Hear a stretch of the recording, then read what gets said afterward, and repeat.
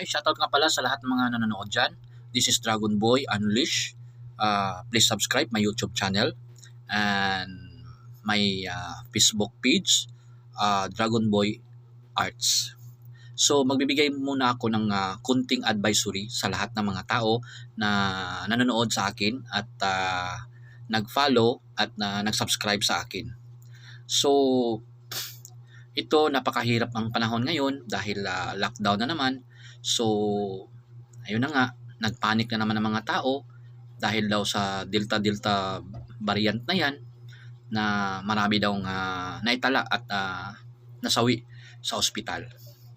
No, before tayo umaksyon, no, sa lahat ng ating mga narinig, no, lalo na sa mga social media, mag-observe muna tayo sa labas kung nagkagulo ba at kung may namatay ba, nagkagulo sa labas na mga pulubi, na mga homeless, na mga tao nandyan sa labas na hindi nakahinga, nahirapan nakahinga, nagkagulo.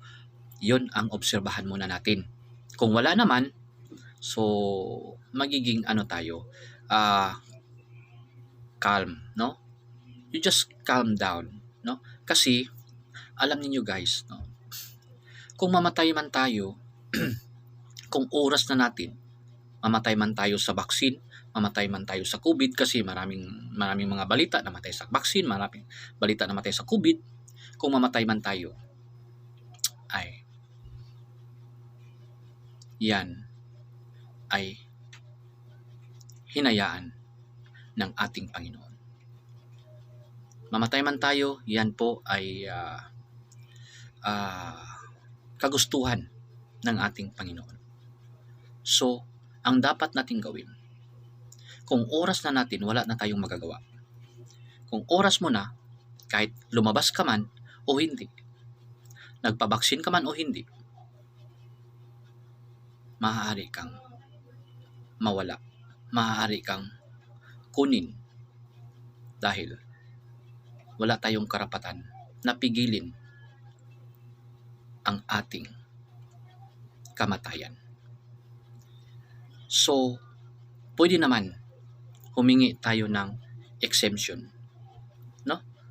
Humingi tayo ng exemption ng ating Panginoon dahil He is a merciful God. So, maaaring bigyan pa tayo ng second chance ng ating buhay kung tayo ay talagang from the heart ang ating pag-pray sa Kanya at paghingi ng second chance sa ating life. Yun lang ang masasabi ko, no? Today, maraming salamat sa inyo. Dragon Boy Unleash, Dragon Boy Arts. Please follow my Facebook page, Dragon Boy Arts, and my YouTube channel, Dragon Boy Unleash.